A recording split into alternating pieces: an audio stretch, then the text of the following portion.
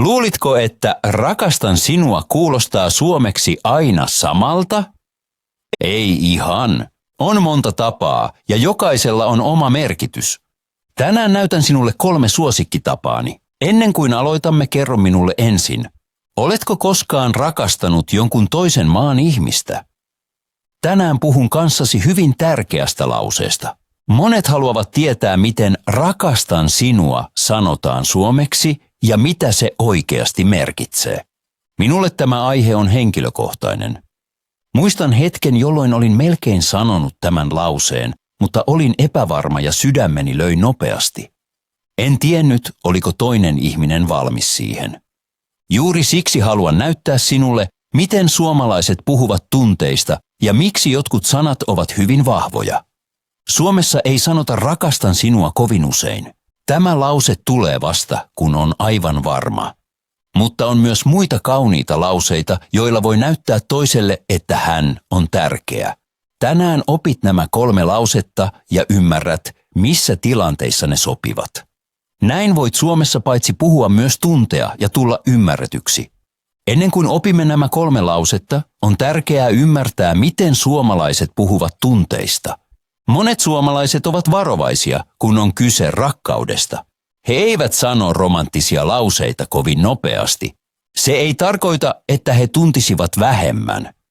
Se tarkoittaa vain, että he haluavat olla varmoja ennen kuin sanovat jotakin vahvaa.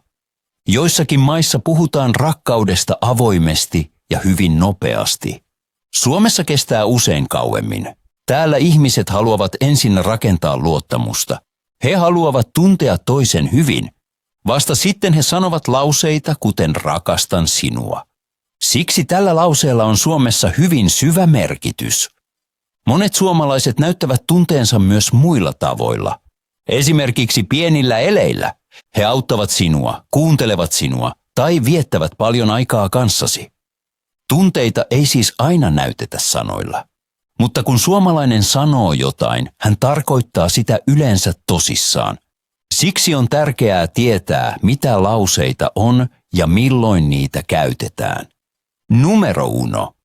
Rakastan sinua. Rakastan sinua on voimakkain rakkauslause suomen kielessä.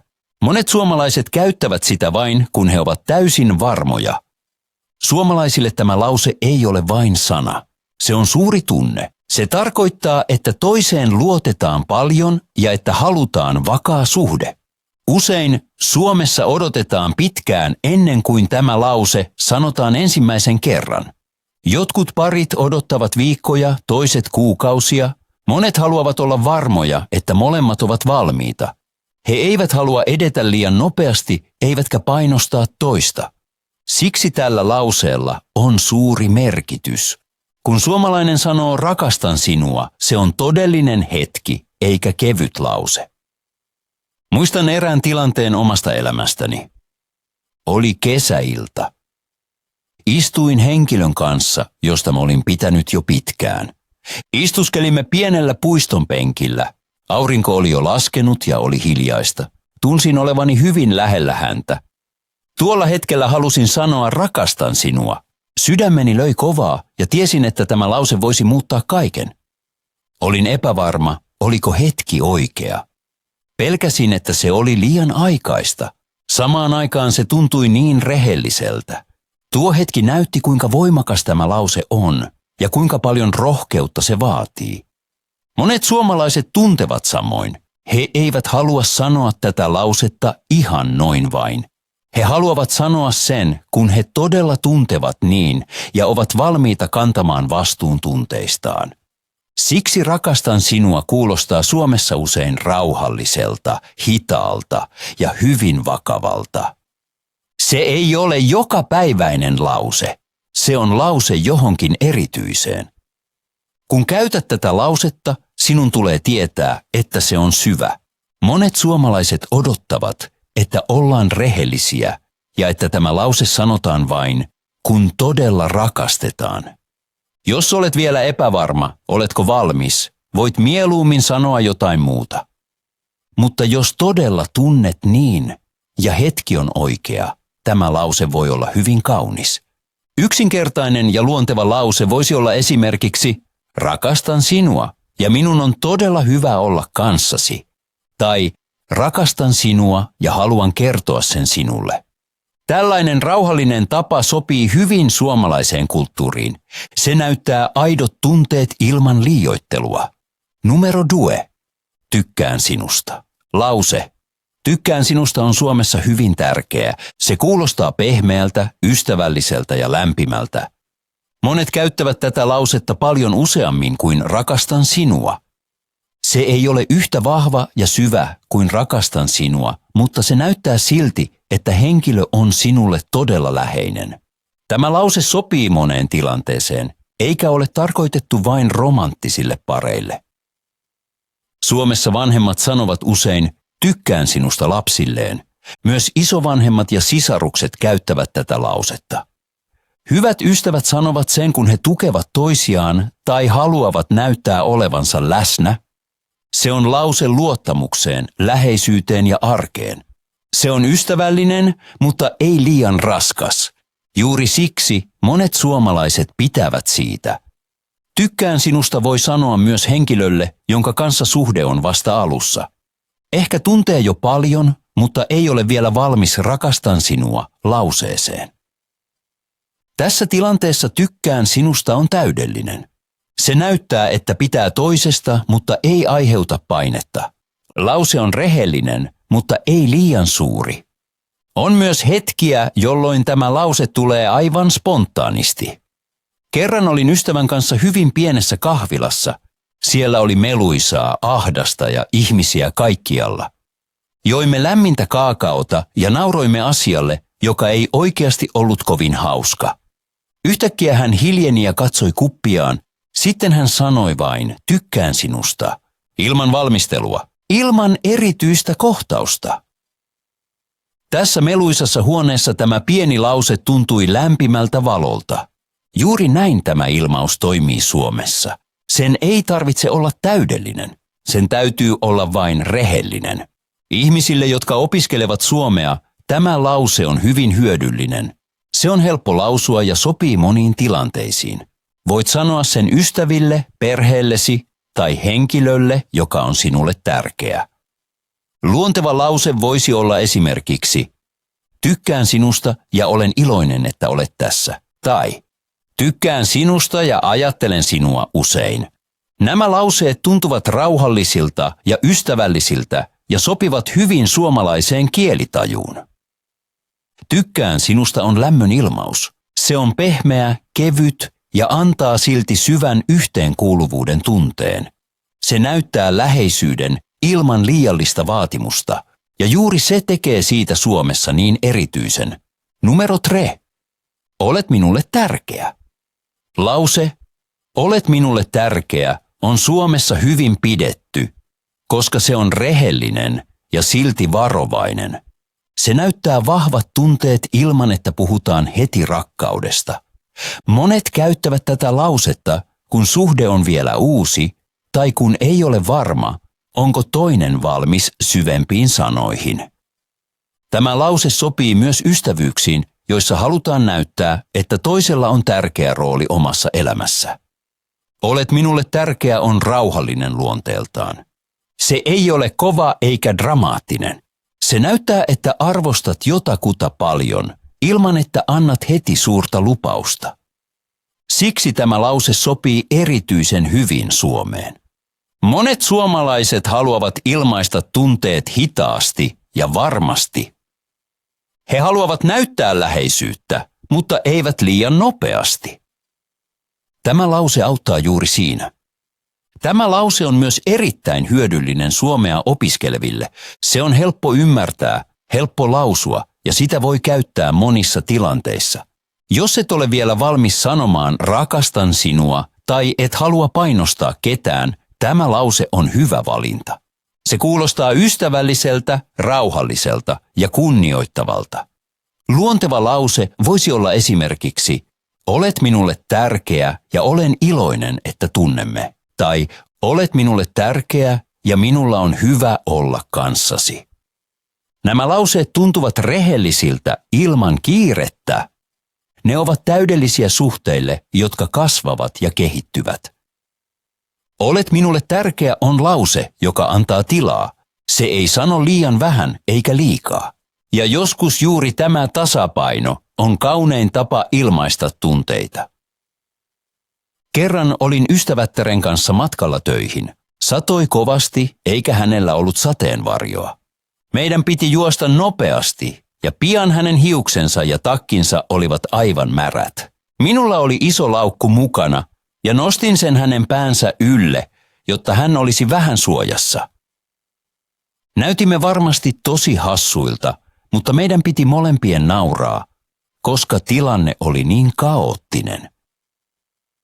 Punaisissa valoissa hän pysähtyi ja katsoi minua hetken. Tuolla hetkellä sanoin, olet minulle tärkeä. Hän hymyili hiljaa ja jatkoimme juoksua sateessa. Tämän päivän jälkeen emme enää nähneet toisiamme.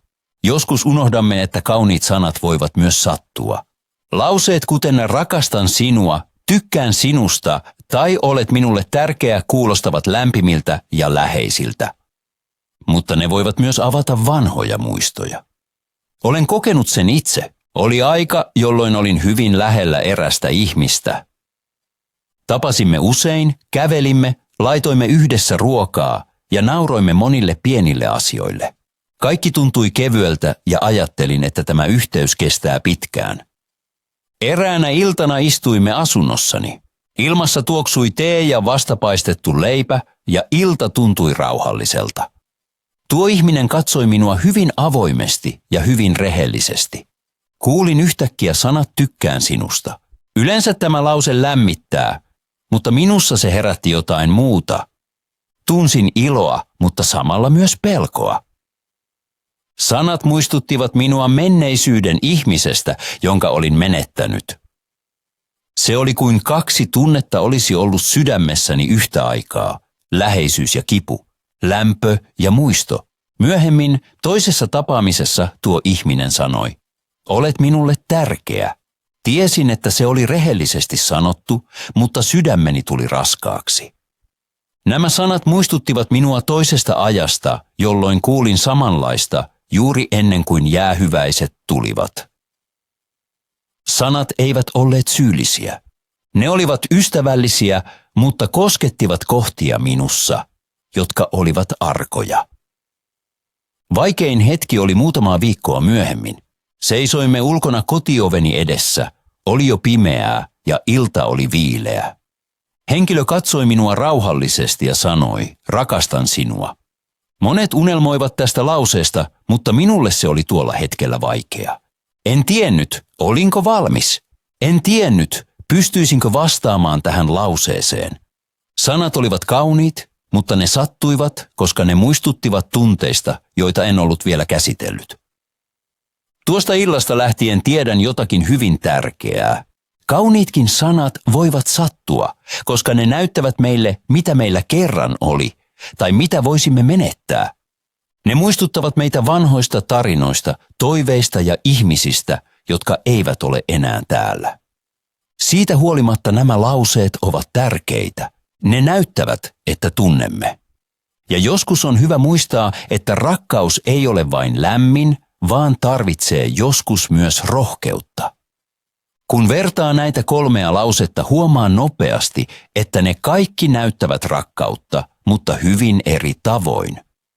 Rakastan sinua on vahvin lause. Monet suomalaiset sanovat sen vasta, kun he ovat hyvin varmoja ja suhde on syvä ja vakaa. Tämä lause on suora ja hyvin vakava. Sitä ei käytetä usein eikä kevyesti. Tykkään sinusta tuntuu pehmeämmältä. Se on lämmin, ystävällinen ja sopii moniin tilanteisiin. Se sanotaan perheissä ja läheisten ystävien kesken. Myös parit, jotka eivät ole tunteneet kauan, käyttävät sitä mielellään. Se näyttää, että on lähellä toista, mutta se ei ole suuri lause, kuten rakastan sinua. Lause olet minulle tärkeä on rauhallinen ja varovainen. Se näyttää, että joku on tärkeä, mutta jättää tarpeeksi tilaa molemmille. Tämä lause sopii hyvin, kun ei vielä tiedä, kuinka syviä tunteet ovat, tai kun haluaa näyttää läheisyyttä sanomatta mitään liian nopeasti.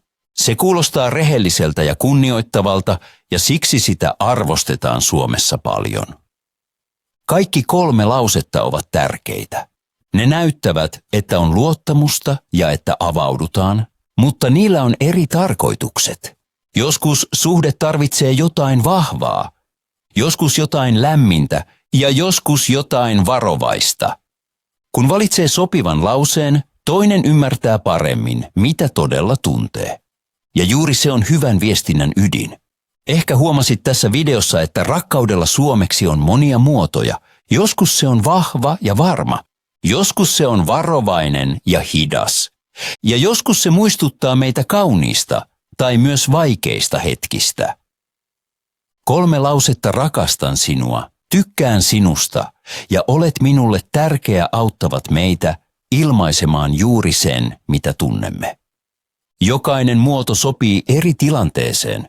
Tärkeää on vain, että olet rehellinen ja valitset sanat, jotka todella sopivat sydämeesi. Toivon, että ymmärrät nyt paremmin, miten näitä lauseita käytetään Suomessa ja mitä ne merkitsevät. Ehkä olet itsekin kokenut tällaisia hetkiä. Ehkä olet sanonut tai kuullut nämä sanat, tai ehkä harkitset käyttäväsi niitä pian. Nyt haluan tietää jotakin sinusta. Mikä näistä lauseista tuntuu sinusta juuri nyt parhaalta? Ja oletko koskaan kokenut, että suomalainen tunnetta kuvaava lause yllätti sinut? Kirjoita se minulle mielellään kommentteihin. Odotan tarinaasi ja kiitän sinua siitä, että opiskelit kanssani tänään.